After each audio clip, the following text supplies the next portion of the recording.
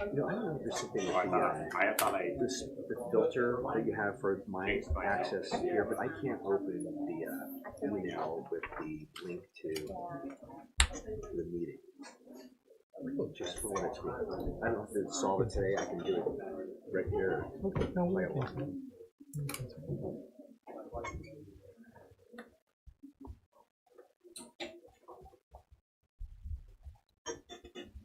Greg, your shirt. It's nice. It's a good shirt. Just for success.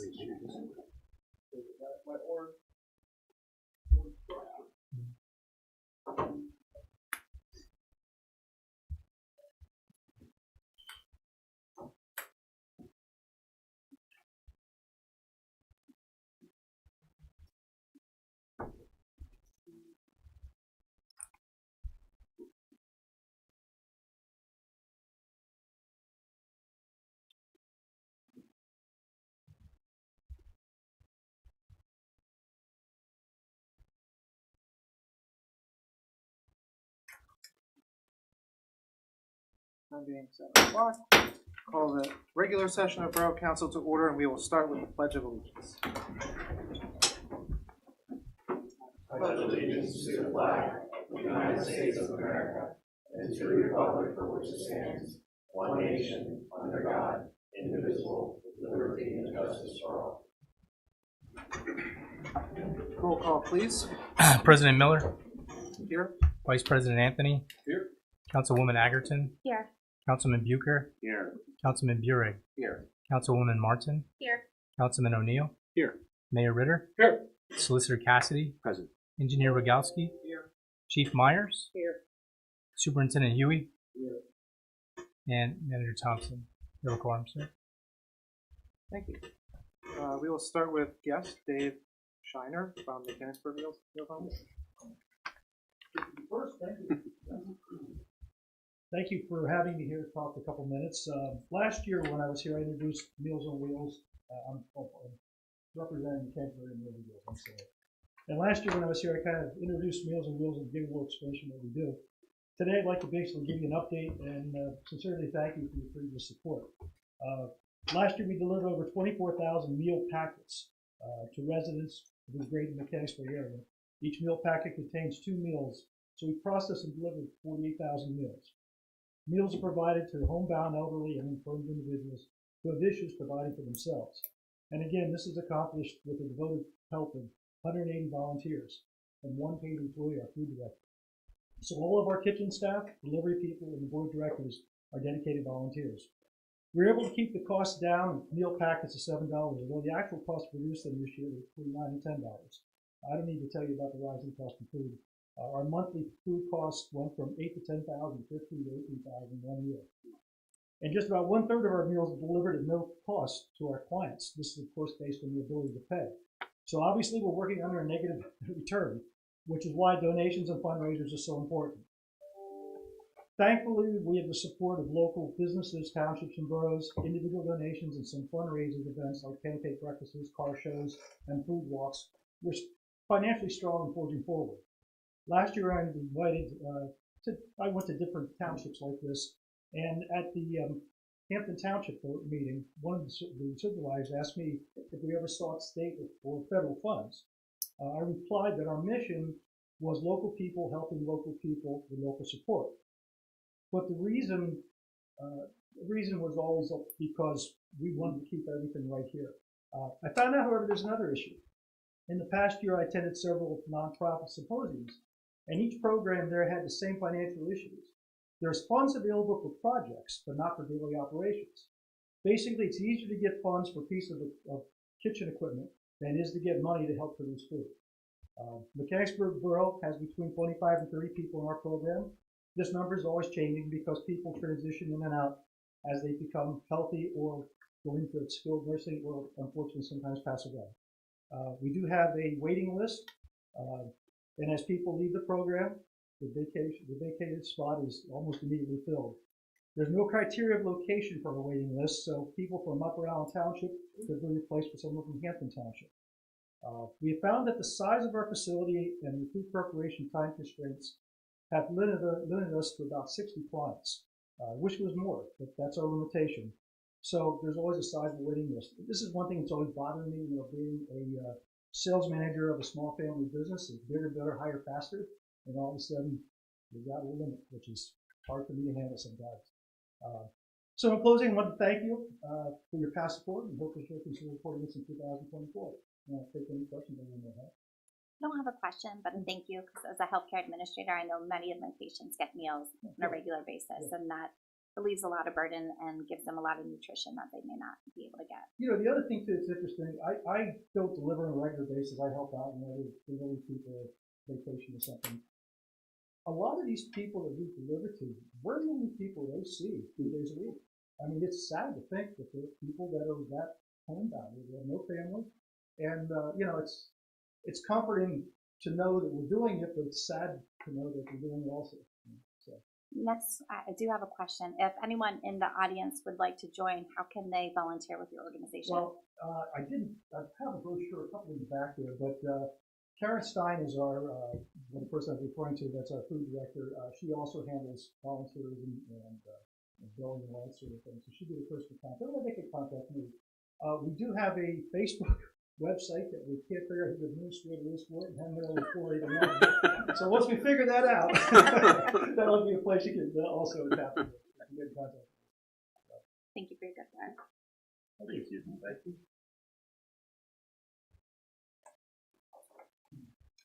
Moving on to approval of the agenda. Are there any items to add or remove from the consent agenda or the regular agenda? Hearing none, I do have one myself, which is that I will read a statement from council on the Halloween parade cancellation before the period of public comment. Are there any amendments or changes to the proposed minutes? Hearing none, is there a motion for approval of the agenda? So moved. Vice President Anthony moves, Councilman Baker seconds. Any discussion? Hearing none, all in favor? Aye. Any opposed? The agenda is approved.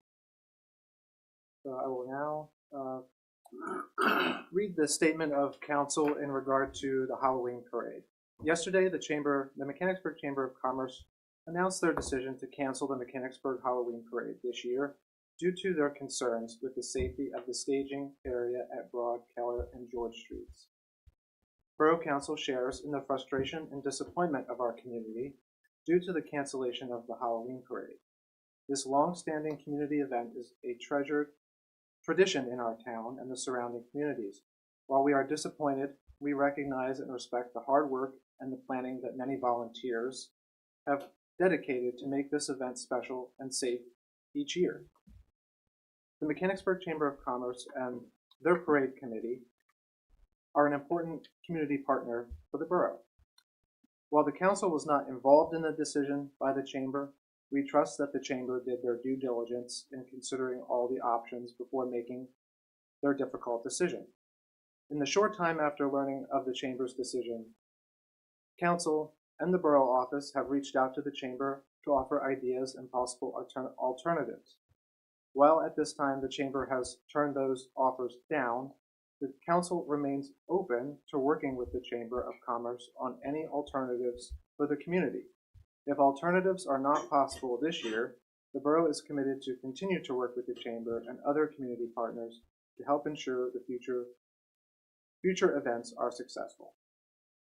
It is important to note that the project at the staging area of the Halloween parade, located at Broad, Keller, George Streets, is a long-planned critical upgrade to install a new storm sewer system, which also involves coordinating upgrades to water, sewer, and gas utilities prior to paving the street. The project was approved in 2022, commenced in June of this year, and remains on schedule, with paving and completion planned in the spring of 2024. Timely coordination with the borough on any planned events is increasingly important as the borough embarks on much-needed and long overdue infrastructure upgrades and paving projects throughout the borough.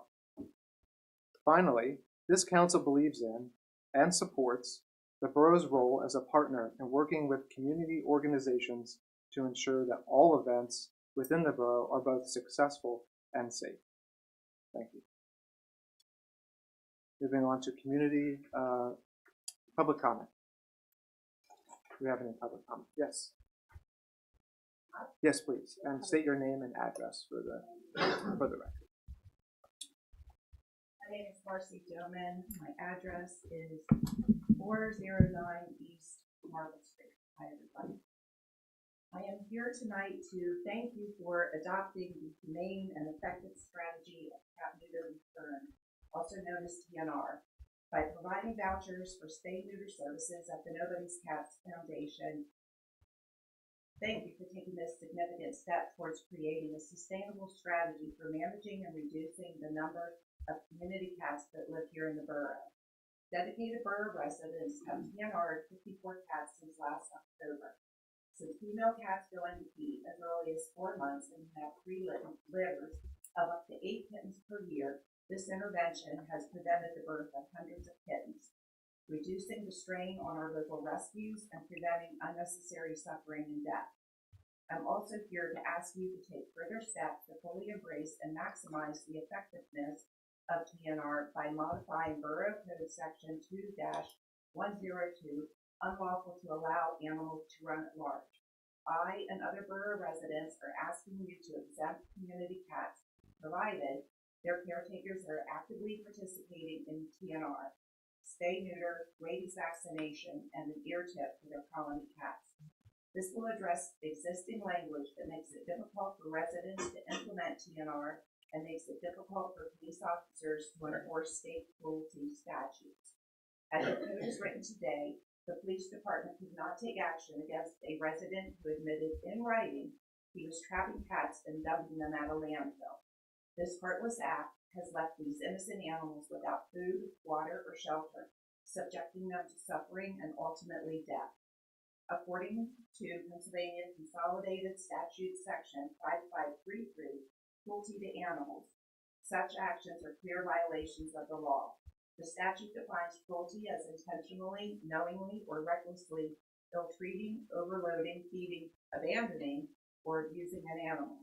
Our community must stand united against animal cruelty and ensure that those who commit such offenses face appropriate legal consequences. We must also encourage borough residents to participate in TNR so that our community cat population declines in a sustainable way.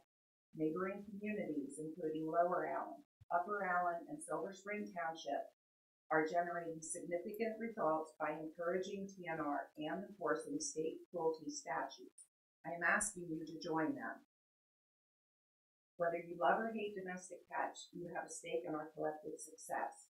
I would welcome an opportunity to provide more detail and answer any questions at your committee meeting on 10/17. Thank you for your attention, understanding, and consideration in this matter. And if there's anyone here that is here in support of what I am requesting, please raise your hand indicating your support. Thank you. Thank you very much. And would you please provide any suggested language to the borough manager? Sarah and Lane. Okay. Howard. Okay, There we wonderful. Thank you very much. Thank you. Thank you. Any other citizen comment this evening? Seeing none, moving to the consent agenda. Is there a motion for approval of the items on the consent agenda? So moved. Vice President Anthony moves. Is there a second? I'll second. Councilwoman Agerton seconds. Is there any discussion on the approval of the consent agenda? Hearing none. All in favor? Aye. Any opposed? Motion passes. Moving on to the regular agenda, Finance Administration and Ordinance. We have nothing on the agenda tonight. Thank you. Municipal and Community Outreach. Same. Community and Economic Development. Nothing on the agenda. Public Works and Safety. Nothing on the agenda. Thank you. We'll go to the one that has something on the agenda, Property, Parks, and Recreation. Councilwoman Martin. Just one bullet point, an update on the Railroad Avenue Park, and that would be coming from Manager Thompson. Thank you, ma'am. As you're aware, the the grant we applied for with Cumberland County to provide improvements to the Railroad Avenue Park. For the audience here, the Railroad Avenue Park is on the property of the senior center today, and right now that's surrounded in barbed wire and it's a large pit. We were awarded that grant and in the amount of $75,000, and we also have already received a notice to proceed on that grant, and so we are moving out on the plan to first bring down all of the existing large trees in that pit, so that we can then fill in the hole and then grade it. And Engineer Rogalski's helping with a RFP for that work. And then some community organizations are going to be brought together to make the improvements to the top layer, which will be arboretum and bird sanctuary for the community to enjoy. The main reason I wanted to provide the update is to make sure that you all were aware that we are starting early and we're going to work fast through the winter to try to get that to a condition where we can start to make progress on the top layer next year. And also, we have an outstanding item that we need to address, which is the location of the old jail, which is there on the corner of the property. I've communicated with a couple of organizations to determine its value and what they thought should be done with it. So far, I'm trying to find some people who have interest in relocating it or moving it in some other way, or perhaps preserving it. But to date, I haven't found anyone, and so I'm still working that. It won't get in the way of us bringing the trees down, so we have some time. But eventually, there will come a point where we need to have an answer on what to do with that jail. So, if anybody in the sound of these words can provide any input as to the history, relevance, or preservation needs for that jail, please let me know. And by sending me an email, calling, texting, smoke signals work as well. But I appreciate it. Thank you. I just have one comment about the jail. If it is decided that it needs to move or disappear in some sort of a way, I feel like it could maybe be repurposed as a bird blind if it's going to be a bird sanctuary and arboretum for bird watching. Okay. Thank you. That's all I have on my agenda. Thank you. Were there any other questions or comments for the borough manager on the project? Well done on the grant. Yeah. It'll be nice to remove eyesores throughout the borough. I'm very excited for this project. Personnel committee. There's nothing on our agenda tonight. Thank you. Citizen comment. Is there anyone here for citizen comment? Mr. Stoner. Mark Stoner, 48 North Velvet Street. I got two things. First of all, I know Greg, you did do a research on this and all. Does anybody know that's an overflow for Moorside detention pond? That gives off pressure so it does not flood the streets of the borough of Mechanicsburg and Northside town. That's what it's designed to do. There's a big pit inside there, off of behind the water company that has traps in there to relieve the pressure, so the pressure is not building up farther down the road or up this way farther, so don't overflow up here farther. Has anybody even looked at that? I was involved in designing that, so I know what's all involved in it. That is an overflow to relieve pressure. The other thing is, I know I've heard your comments and all that, but basically some of you also are responsible for this, because the parade route has been the same. Staging area has been the same. You approved the parade route. You approved the staging area. Why didn't someone say something then? Why did not someone say something? Oh, we might have a problem. Why don't we go back to chamber and address this problem? No, all of a sudden you sit up there and say, duh. Now you're saying, oh, it's not our fault. Well, yeah, yes it is. Partially it is your fault. Because you approved it, approved their staging, approved the parade route, and no one said nothing up here. And it's been that way for how many years? As far back as I can remember. You all should be ashamed of yourselves for not saying something a long time ago. Thank you.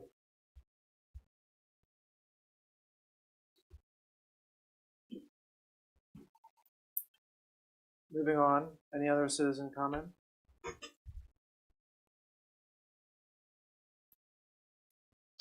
Hearing none, other business?